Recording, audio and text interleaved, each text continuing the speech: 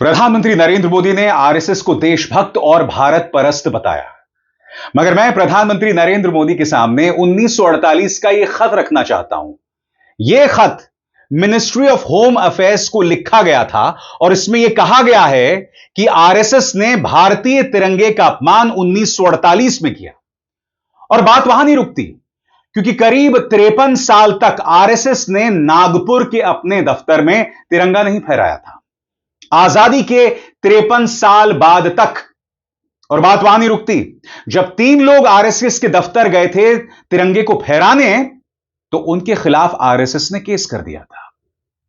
मैं आपसे एक सवाल पूछना चाहता हूं, यह वो भारतीय जनता पार्टी है जो प्रतीकों के आधार पर किसी को देशद्रोही, किसी की राष्ट्रभक्ति पर सवाल उठाती है, मगर यहां पर आरएसएस, उसने तिरंगे का अपमान बार बार किया है।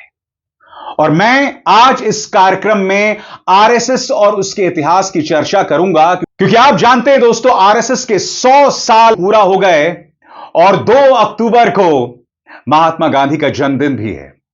महात्मा गांधी की जब मौत हुई थी 30 जनवरी को, तो कटघरे में नाथूराम गोडसे तो थे ही, जो कि आरएसएस की विचारधारा से इंस्पायर्ड थे, बल्कि आरएसएस से जुड़े कई लोग थे जो कटघरे में थे। जी हां, विनायक दामोदर सावरकर भी कटघरे में थे। कहने का अर्थ साफ है, एक सोच है जो मानती है कि गांधी की हत्या के पीछे आरएसएस का हाथ था। एक सोच है जो इसमें विश्वास करती है, क्योंकि गांधी की जब हत्या हुई थी तो कटघरे में वो तमाम लोग थे जो आरएसएस से इत्तेफाक रखते थे। क्या यह महज एक संयोग था? तो आरएसएस के 100 साल पूरे हो रहे हैं, बात वहां नहीं रुकती। आज दशहरा भी है, यानी कि बुराई पर सच्चाई की जीत। मैं आपसे एक सवाल पूछना चाहता हूं, बुराई पर सच्चाई की जीत यानी भगवान श्री राम की रावण पर जीत, यानी कि रामराज्य, यानी कि अकाउंटेबिलिटी, यानी कि जवाबदेही। और पिछले 11 सालों में हमने अगर एक चीज को महसूस किया है, तो जवाबदेही नाम की कोई चीज नहीं है भारतीय जनता पार्टी सरकार में। वो जिससे चाहे जेल में डाल दे, सवालों का जवाब प्रधानमंत्री देते नहीं हैं, चाटुकार पत्रकारों को इंटरव्यू देते हैं, और अब रामराज्य की बात की जा रही है। मेरी दूसरी बड़ी बात, आज दशहरा है, मगर रामराज्य और दशहरा, इनका कोई नाता नहीं है मौजूदा भारतीय जनता पार्टी से। ये 2 चेहरे हैं जिनमें कोई समानता नहीं है, बिल्कुल उसी अंदाज में जहां मैं यह कह सकता हूं कि आरएसएस की सोच और महात्मा गांधी की सोच में कोई समानता नहीं है। मगर प्रधानमंत्री नरेंद्र मोदी को आज भी महात्मा गांधी को अपने श्रद्धा सुमन अर्पित करने पड़ रहे हैं। दूसरी तरफ प्रधानमंत्री नरेंद्र मोदी आरएसएस की तारीफ कर रहे हैं।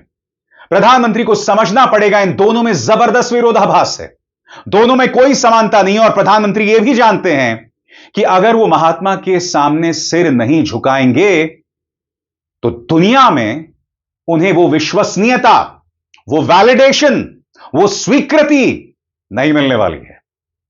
आज मैं आपके सामने आरएसएस प्रमुख मोहन भागवत, जो 75 साल के ऊपर हो गए हैं मगर रिटायर नहीं हुए हैं, प्रधानमंत्री नरेंद्र मोदी जो 75 साल से ऊपर के हो गए हैं मगर अभी भी मार्गदर्शक मंडली में नहीं गए हैं, दोनों के बयान पेश करूंगा।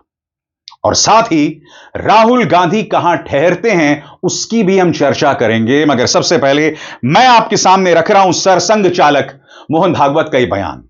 यहां पर वो पड़ोसी देशों की क्रांतियों पर सवाल उठा रहे हैं, कह रहे कि देखिए नेपाल, बांग्लादेश, श्रीलंका, यहां पर अराजकता हुई मगर ये क्रांतियां कहीं नहीं पहुंची। वो आगे ये भी कहते हैं, और बहुत खूबसूरत बात कहते हैं, कि क्रांति में लोकतांत्रिक चेहरा होना चाहिए। आज मैं सरसंघ चालक से एक सवाल पूछना चाहता हूं। पिछले 11 सालों में हमने देखा कि किस तरह से छात्र अपनी बात निहायत ही अहिंसात्मक तरीके से रख रहे थे। हमने यह भी देखा किस तरह से किसानों का आंदोलन हुआ पूरी तरह से महात्मा के सत्याग्रह के बताए रास्ते पर। हमने यह भी देखा कि शाहीन बाग में कोई हिंसा नहीं हुई, उल्टा बाहर से लोग आए और गोलीबारी की। मगर मैं सरसंघ चालक से पूछना चाहता हूं कि आपको इस बात का अंदाजा है कि किसानों पर किस तरह से सरकार ने निशाना साधा था? शाहीन बाग को किस तरह से बदनाम किया गया था? सोनम वांगचुक उन्होंने अपनी तरफ से कोई ऐसी भड़काऊ बात नहीं की, मगर भारतीय जनता पार्टी लगातार उन्हें बदनाम करती रही और अब उस शख्स को एनएसए के अंतर्गत जेल में डाल दिया गया है। और आप यह कह रहे हैं कि लोकतांत्रिक तरीके से आंदोलन होना चाहिए, जब भारतीय जनता पार्टी खुद इस बात में इत्तेफाक नहीं रखती, इस बात को नहीं मानती, तो क्या आपको यह कहना चाहिए? और अगर आप यह बात कह रहे हैं तो क्या आप प्रधानमंत्री नरेंद्र मोदी को आईना दिखा रहे हैं? सुनिए सरसंघ चालक क्या कहते हैं। करीब 1.5 मिनट का बयान है और यह बयान कहीं ना कहीं आईना दिखा रहा है मौजूदा भाजपा को। श्रीलंका में, बाद में बांग्लादेश में, बाद में नेपाल में, हमारे पड़ोसी देशों में भी हमने इसका अनुभव किया। अब कभी कभी हो जाता है, प्रशासन जनता के पास नहीं रहता, संवेदनशील नहीं रहता, लोकाभिमुख नहीं रहता, उनकी जनता की अवस्थाओं को ध्यान में रखकर नीतियां नहीं बनती, तो असंतोष रहता है। परंतु उस असंतोष को इस प्रकार व्यक्त होना, यह किसी के लाभ की बात नहीं है। अभी प्रमुख अतिथि महोदय ने कहा, 25 नवंबर के भाषण की याद की, उसमें इस प्रकार के जो आंदोलन है जिसमें इतनी सारी हिंसा और विनाश होता है, डॉक्टर अंबेडकर साहब ने उसको ग्रामर ऑफ अनार्की कहा है। प्रजातांत्रिक मार्गों से भी परिवर्तन आता है, ऐसे हिंसक मार्गों से परिवर्तन नहीं आता है।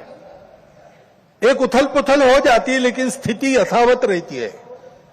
पूरे दुनिया का अभी तक का इतिहास देख लीजिए, जब से ये उथल पुथल वाली तथाकथित रिवॉल्यूशंस, क्रांतियां आई, किसी क्रांति ने अपने उद्दिष्ट को प्राप्त नहीं किया। तो जैसे मैंने बताया दोस्तों, आरएसएस के 100 साल, वो भी उस दिन जब दशहरा मनाया जा रहा है, यानी कि आज का दिन प्रतीकों का दिन है। मगर जैसे मैंने कहा, आरएसएस की सोच का मतलब महात्मा गांधी नहीं, आरएसएस की सोच का मतलब तिरंगा का अपमान है, जैसे अभी अभी मैंने आपको बताया। और सबसे बड़ी बात, अगर हम आरएसएस के इतिहास पर निगाह डालें तो बार बार यह प्रमाणित होता है कि उनका देश के स्वतंत्रता संग्राम से कोई लेना देना नहीं था। कुछ तथ्य, जब भारत छोड़ो आंदोलन शुरू हुआ तो आरएसएस ने इसका विरोध किया। आरएसएस उस वक्त मोहम्मद अली जिन्ना के साथ खड़ी हुई थी। आरएसएस के नेताओं ने सिंध और बंगाल दोनों जगह पर मोहम्मद अली जिन्ना के साथ सरकार बनाई। सावरकर ने सुभाष चंद्र बोस की आईएनए का साथ देने के बजाय अंग्रेजी सेना का साथ दिया। और जैसे कि कुछ देर पहले मैं आपको बतला चुका हूं, आरएसएस ने 53 साल तक अपने दफ्तर में तिरंगा नहीं फहराया था। हम यह भी नहीं भूल सकते हैं कि किस तरह से 1948 में आरएसएस के मुखपत्र पर एक कार्टून प्रकाशित हुआ था दशहरा के ही दिन, जहां रावण के जो 10 सिर थे, उसमें सिर थे स्वतंत्रता संग्राम सेनानियों के, जिसमें नेहरू, पटेल, गांधी, तमाम बड़े बड़े स्वतंत्रता सेनानियों के सिर थे। इस तरह से उस वक्त आरएसएस जो है निशाना साध रही थी। इस खत को देखिए दोस्तों, यह खत लिखा गया है मिनिस्ट्री ऑफ होम अफेयर्स में, और इसमें लिखा गया है कि आरएसएस ने किस तरह से तिरंगे का अपमान किया। ऑल्ट न्यूज के पत्रकार जुबैर ने अपने ट्विटर हैंडल में यह पेश किया है। और प्रधानमंत्री कहते हैं कि आरएसएस देशपरस्त है, राष्ट्रभक्त है। अब इन तमाम चीजों की पृष्ठभूमि में सुनिए प्रधानमंत्री ने क्या कहा। साथियों, संघ जब से अस्तित्व में आया, संघ के लिए देश की प्राथमिकता ही उसकी अपनी प्राथमिकता रही है। इसलिए जिस कालखंड में जो बड़ी चुनौती देश के सामने आई, संघ ने उस कालखंड के अंदर अपने आप को झोंक दिया। संघ उससे जूझता रहा। आजादी की लड़ाई के समय देखें तो परम पूज्य डॉक्टर हेडगेवार जी समेत अनेक कार्यकर्ता ने स्वतंत्रता आंदोलन में हिस्सा लिया। डॉक्टर साहब कई बार जेल तक गए। आजादी की लड़ाई के कितने ही स्वतंत्रता सेनानियों को संघ संरक्षण देता रहा। उनके साथ कंधे से कंधा मिलाकर काम करता रहा। 1942 में 1942 में जब चिमूर में अंग्रेजों के खिलाफ आंदोलन हुआ तो उसमें अनेक स्वयंसेवकों को अंग्रेजों के भीषण अत्याचार का सामना करना पड़ा।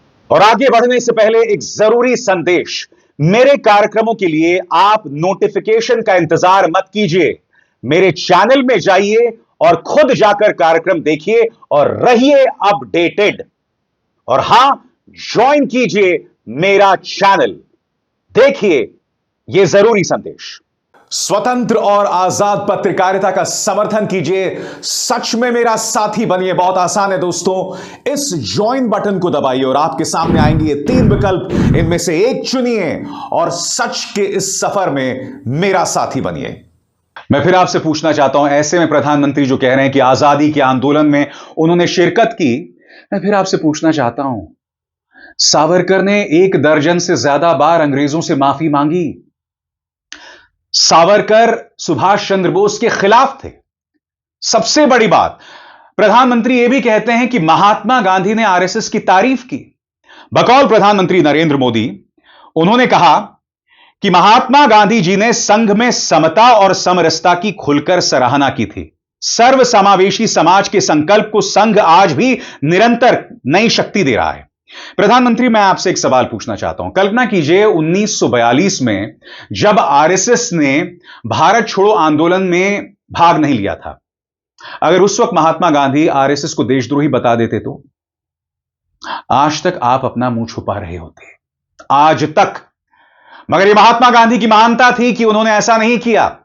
सबसे बड़ी बात, यह जो दावा प्रधानमंत्री यहां कर रहे हैं, कांग्रेस इस बात से इत्तेफाक नहीं रखती। पहले सुनिए प्रधानमंत्री क्या कह रहे हैं। समाज में सदियों से घर कर चुकी जो बीमारियां हैं, जो ऊंच नीच की भावना है, जो कुप्रथाएं हैं, छुआछूत जैसी गंदगी भरी पड़ी है, ये हिंदू समाज की बहुत बड़ी चुनौती रही है। एक ऐसी गंभीर चिंता है जिस पर संघ लगातार काम करता रहा है। एक बार महात्मा गांधी जी वर्धा में संघ के शिविर में गए थे। उन्होंने भी संघ में समता, ममता, समरसता, समभाव, मम भाव, ये जो कुछ भी देखा उसकी खुलकर तारीफ की थी। दोस्तों, कांग्रेस ने इस पर प्रहार किया है, मगर आज 2 अक्टूबर है। महात्मा गांधी के बारे में राहुल गांधी ने ट्वीट किया है। राहुल कहते हैं, सत्य, अहिंसा और सौहार्द के सिद्धांतों से भारत को एकजुट करने वाले बापू के आदर्श हमें नफरत के सामने शांति, भाईचारे, सच्चाई और मानवता के मार्ग पर चलने की प्रेरणा देते हैं। राष्ट्रपिता महात्मा गांधी जी की जयंती पर उन्हें सादर नमन। इनफैक्ट आरएसएस के 100 साल और आरएसएस के पूरे चरित्र पर 2 नासूर हैं। पहला पंडित नेहरू और दूसरा राहुल गांधी। याद कीजिएगा राहुल गांधी आरएसएस पे क्या कहते रहे। नतीजा यह है कि आरएसएस के मुद्दे पर उन पर देश में कई जगहों पर मुकदमे चल रहे हैं। आरएसएस पर राहुल के क्या विचार हैं, सुना जाए। एक बात याद रखिए, भूलिए मत, आजादी में हम सिर्फ अंग्रेजों से नहीं लड़े थे। हम अंग्रेज और आरएसएस की विचारधारा के खिलाफ लड़े थे। ये सारे जो आरएसएस के लोग हैं, इनकी विचारधारा फ्रीडम स्ट्रगल की विचारधारा नहीं है। जिस दिन कॉन्स्टिट्यूशन लागू हुआ था, जिस दिन यह किताब लिखी गई थी, उस दिन इस कॉन्स्टिट्यूशन के खिलाफ आरएसएस ने रामलीला मैदान में इस कॉन्स्टिट्यूशन को जलाया था। सालों के लिए इस कॉन्स्टिट्यूशन में लिखा है कि हमारे देश का जो झंडा है वो तिरंगा होगा। सालों के लिए आरएसएस ने तिरंगा को सलूट नहीं मारा था। यह सच है। आज जो भी कहें उनकी विचारधारा कॉन्स्टिट्यूशन के खिलाफ है। वो लोकतंत्र को खत्म करना चाहते हैं। वो हिंदुस्तान की सारी संस्थाओं को कंट्रोल करना चाहते हैं और अंबानी अदानी को हिंदुस्तान का पूरा धन पकड़ाना चाहते हैं। बहरहाल मैं आपको बतलाना चाहता हूं कि बाकायदा कांग्रेस ने महात्मा गांधी के जो सलाहकार थे उनके किताब का जिक्र किया है और यह कहा है कि महात्मा गांधी दरअसल आरएसएस को तानाशाह बताते थे, फांसीवादी बताते थे।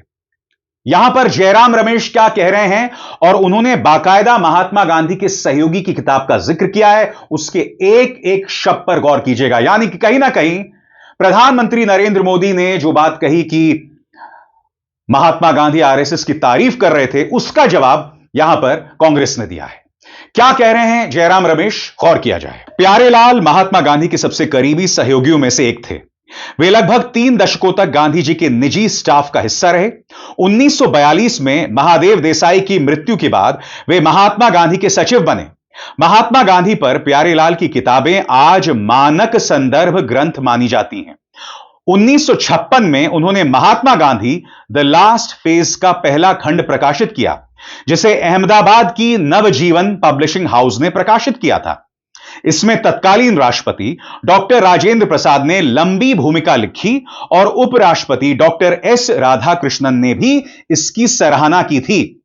2 साल बाद इसका दूसरा खंड प्रकाशित हुआ। दूसरे खंड के पन्ने 440 में प्यारेलाल ने महात्मा गांधी और उनके एक सहयोगी के बीच बातचीत का उल्लेख किया।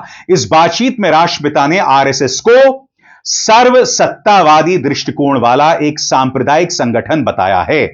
यह बातचीत 12 सितंबर 1947 को हुई।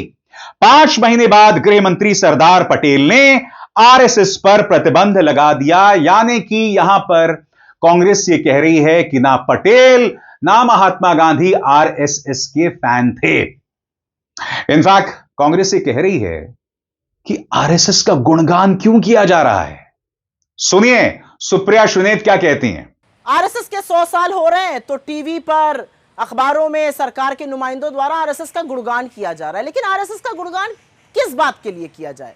अंग्रेजों की गुलामी करने के लिए, तिरंगे का बहिष्कार करने के लिए, आजादी के महानायकों से नफरत करने के लिए, बाबा साहब को अपशब्द कहकर उनकी फोटो जलाने के लिए, संविधान की प्रतियां फूंकने के लिए, देश के पहले आतंकवादी और महात्मा गांधी के हत्यारे नाथूराम गोडसे को प्रेरित और पोषित करने के लिए, सरदार पटेल द्वारा हिंसा और नफरत के लिए आरएसएस पर बैन लगने के लिए, अंग्रेजों को चिट्ठी लिखकर आजादी के आंदोलन के दमन कैसे किए जाएं उसके तरीके सुझाने के लिए, भगत सिंह से लेकर चंद्रशेखर आजाद और तमाम क्रांतिकारियों को अराजक कहने के लिए, 1930 के सिविल डिसोबीडियंस मूवमेंट का बहिष्कार करने के लिए, या 1942 के भारत छोड़ो क्विट इंडिया मूवमेंट का बहिष्कार करने के लिए, जिन्ना की मुस्लिम लीग के साथ मिलकर Sindh, North West Frontier Province Bengal में सरकारें चलाने के लिए, शुरू से मनुस्मृति की वकालत करने के लिए जो महिलाओं को सदैव आश्रित रहने की सीख देती है, महिलाओं को दोयम दर्जा समझने के लिए और देने के लिए अपनी संस्था तक में जगह नहीं दी गई है,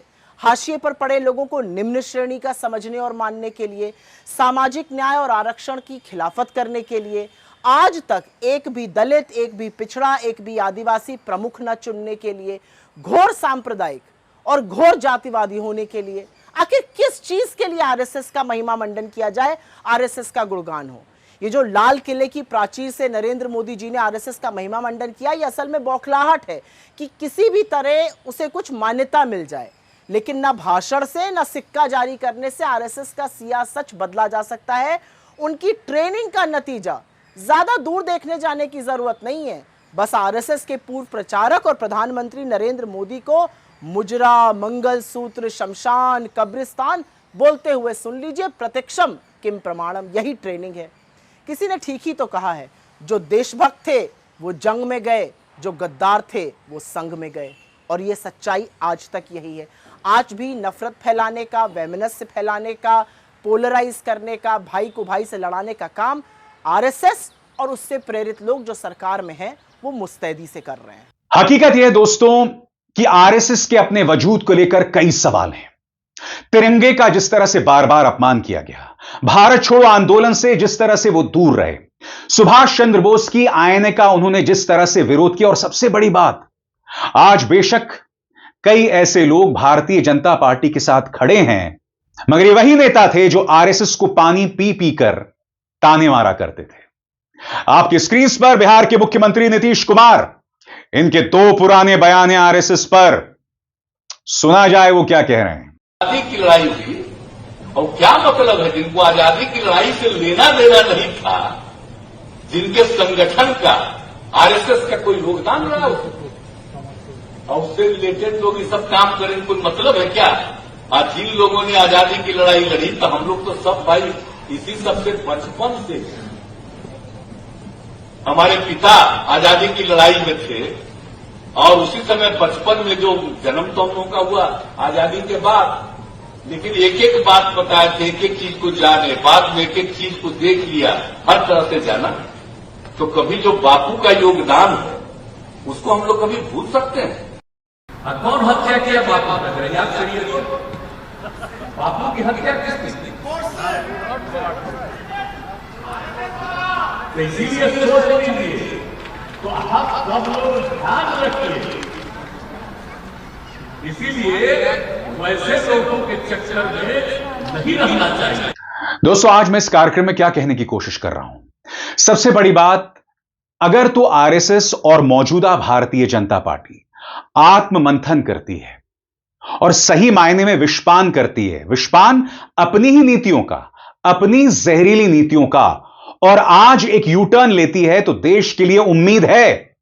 क्योंकि पिछले 11 सालों में आपने लोगों को ऐसी जेल में डाल दिया, उनका ट्रायल तक शुरू नहीं हुआ, यानी कि लोकतंत्र पर आप लगातार प्रहार करते रहे। लोकतांत्रिक तरीके से जो लोग बात रखते हैं उन्हें आप बदनाम करते हैं, उनके खिलाफ मुकदमे करते हैं।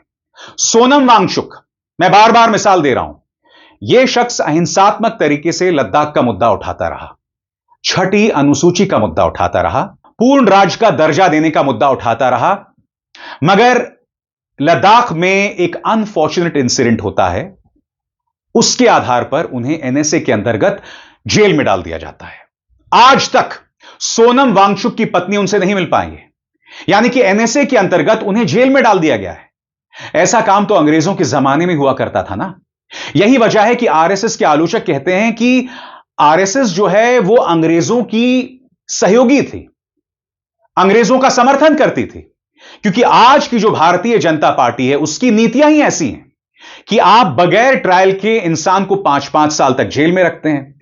आप पत्रकार जो सत्ता से सवाल करते हैं उन पर सेडिशन का केस कर देते हैं, उनके ऊपर समाज के अंदर अशांति फैलाने के मुकदमे कर देते हैं, आप आपराधिक मानहानि के मुकदमे करते हैं। तो यह है भारतीय जनता पार्टी की सोच। यह सोच ना महात्मा गांधी के हिसाब से है और ना उन मूल्यों के हिसाब से जिन मूल्यों पर इस देश की नींव रखी गई है, यानी कि लोकतंत्र। लिहाजा कार्यक्रम की शुरुआत में जब सरसंघ चालक लोकतांत्रिक मूल्यों की बात करते हैं तो वो बात हजम नहीं होती। उल्टा उनका बयान जो है वो प्रधानमंत्री नरेंद्र मोदी के लिए, उनकी सरकार के लिए एक आईना है। मैं इस बात से इत्तेफाक रखता हूं कि किसी भी आंदोलन में हिंसा नहीं होनी चाहिए, मगर जब आप अहिंसात्मक आंदोलन को कुचल दें, उन्हें देशद्रोही बताएं। राहुल गांधी ने क्या कहा था? राहुल गांधी ने यह कहा था कि जेन जी जो है वो संविधान की रक्षा करेगी। मगर आपको याद होगा पूरे गोदी मीडिया ने राहुल गांधी के खिलाफ उनके बयान को गलत ढंग से पेश किया, उन्हें टारगेट किया था। आज न्यूज चैनल्स के अंदर महात्मा गांधी को, पटेल को खुलकर इस सरकार के चाटुकार अनर्गल बातें कर रहे हैं। पत्रकार उन्हें नहीं रोकता है। आपको एक छोटी सी झलक दिखाता हूं मैं एबीपी न्यूज में क्या हुआ। भाजपा का एक चाटुकार है जिसे विश्लेषक के तौर पर पेश किया जाता है। इनकी शब्दावली देखिए महात्मा गांधी और पटेल के लिए। कोई और कह देता ना तो जेल में होता, महात्मा गांधी के बारे में कह देता शायद ना होता, मगर अगर किसी ने श्यामा प्रसाद मुखर्जी, हेडगेवार या गोलवलकर के बारे में इस तरह की शब्दावली का इस्तेमाल किया होता तो आप भी जानते हैं उसका क्या हश्र होता। देखिए इस वाहियात आदमी की वाहियात बात, और आप देखिएगा कांग्रेस के प्रवक्ता आपत्ति जतला रहे हैं मगर एंकर कुछ नहीं कह रही हैं। सुना जाए। कई बार बोलते हैं कि ये गांधी का देश है, ये पटेल का। मैं तो सोचता हूं कि वो रो रहे होंगे और उनको रोना भी चाहिए। देश भर में दंगे प्रायोजित होंगे, कांग्रेस पार्टी कराएगी। देश में जब तक अराजकता नहीं फैलाएंगे तब तक उनकी फसल खड़ी नहीं होगी। आलोक शर्मा जी कह रहे हैं आपके खड़ी जो नहीं आता है होगी। बोलना शुरू कर देते हैं। इसलिए चैनल्स पर बैठकर हाँ। कोई भी बदतमीजी करता मैं रहता है। तो ये व्यक्ति मेरे कह रहा है पास ये तथ्य है और अध्ययन है। मतलब मैं किसी का दूसरा का दिया हुआ। तो पिछले 11 सालों में यही हो गया है। जहां साध्वी प्रज्ञा को टिकट दी जाती है, वो साध्वी प्रज्ञा जिन्होंने महात्मा गांधी का अपमान किया, जिन्होंने गोडसे का महिमा मंडन किया, यह है हकीकत। और वो बार बार करती रही। प्रधानमंत्री बस यही कहकर चुप हो गए कि मैं उन्हें दिल से माफ नहीं कर पाऊंगा। यह हकीकत है मोहन भागवत जी, और आप इससे मुंह नहीं मोड़ सकते। अब इज़हार शर्मा को दीजिए इजाजत। नमस्कार।